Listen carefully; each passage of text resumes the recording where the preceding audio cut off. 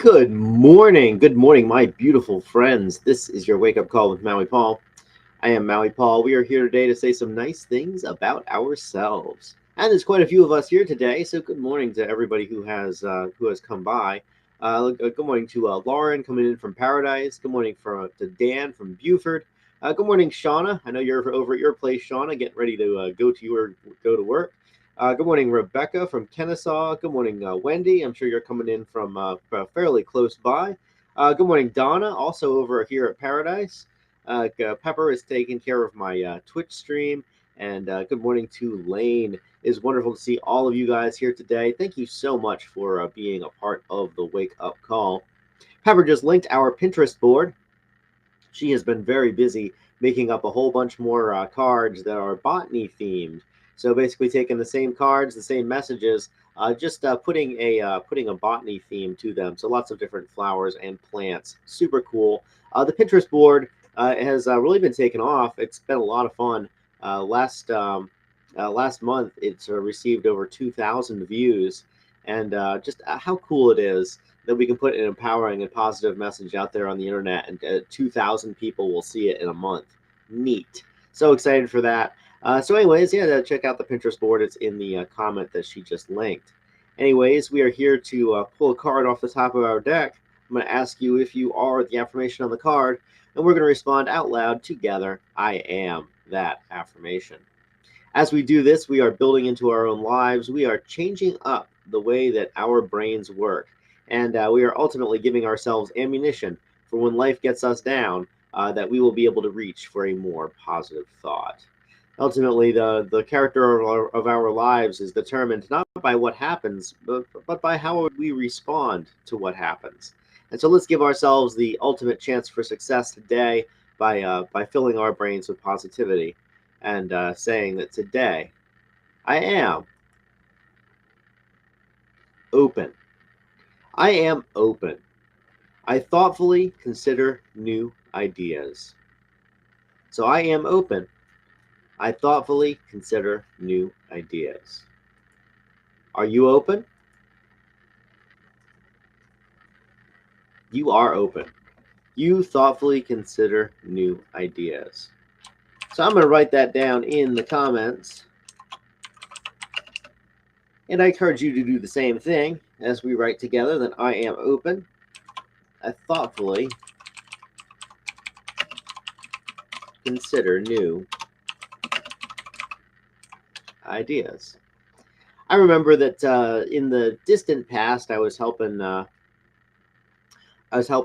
guy set up a church, and we were talking about being open-minded. And he said, one of the biggest problems with having an open mind is that somebody's going to come by and put something into that mind.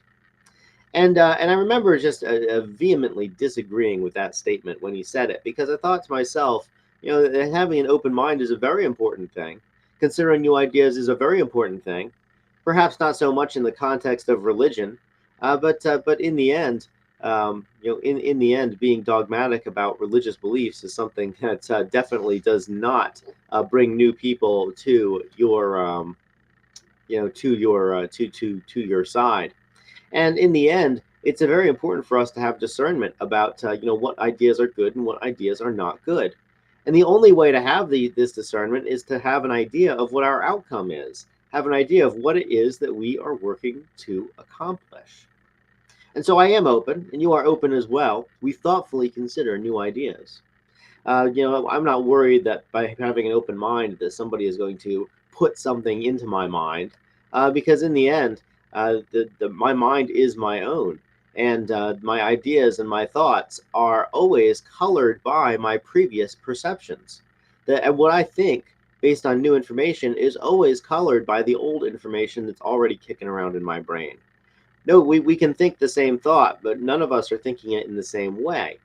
And so as we thoughtfully consider new ideas, it allows us the freedom to really mix together what we already know, take what resonates with us, and leave the rest on the table.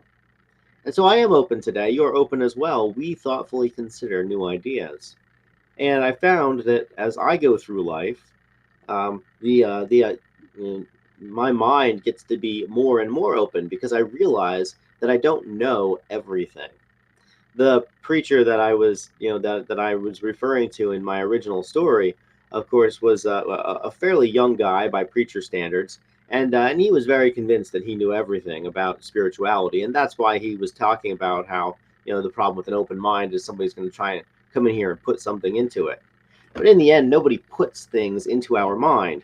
People suggest things to our mind, and then we can decide if we are strong to accept or reject that suggestion.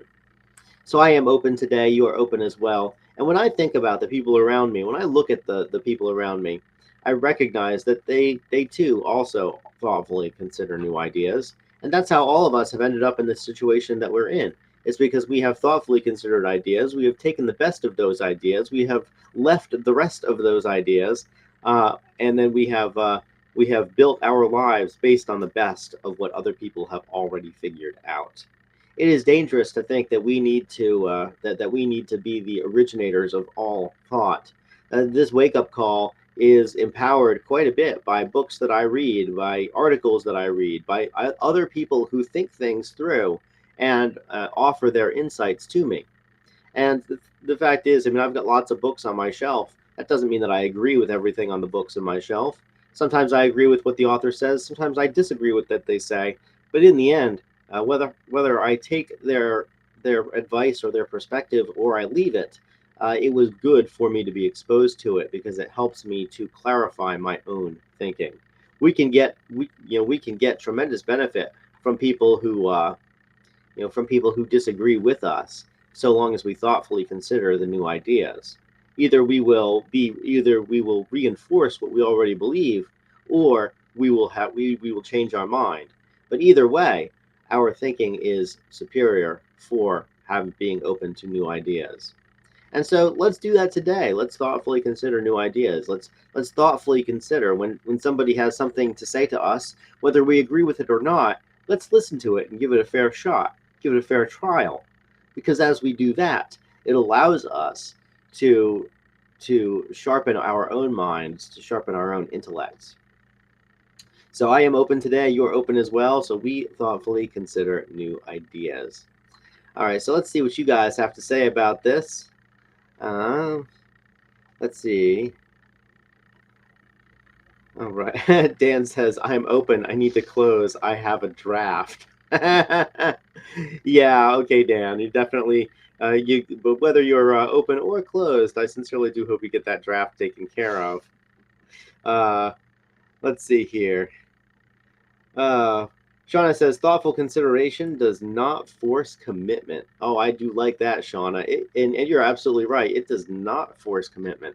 We're not committed to everything that we hear any more than we are committed to everything that we think. One of my mentors told me early on in my own spiritual life, don't believe everything you think.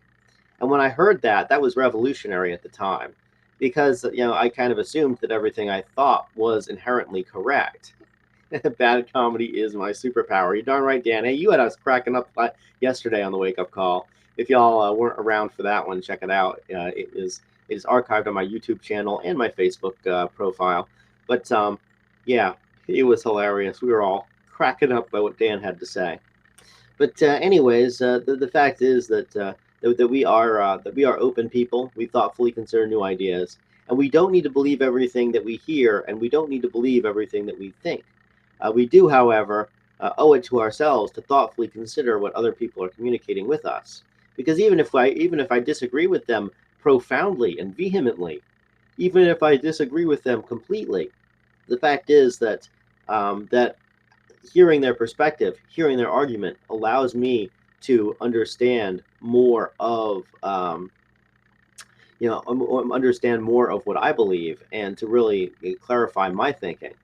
And when somebody gives me a new idea and I turn it around in my brain and I don't agree with it, then I get to rebut that idea. And in some cases, I've rebutted the idea, and the person who gave me the idea was like, "Huh, never thought about it that way." And maybe they came around to my way of thinking, or maybe we continued to have our differences. Maybe They absolutely rejected it and just figured that because they thought what they thought, that what they thought was right. In the end, I got valuable feedback from every one of these interactions, and I've had them, and I'm sure you've had them as well. When somebody had an idea and you rebutted their idea, and they just called you stupid, or they didn't call you stupid, or they just thought about your idea and then rejected it, or they just didn't think about it at all. Either way, it tells us about the character of the person that we're talking to, which is also valuable information.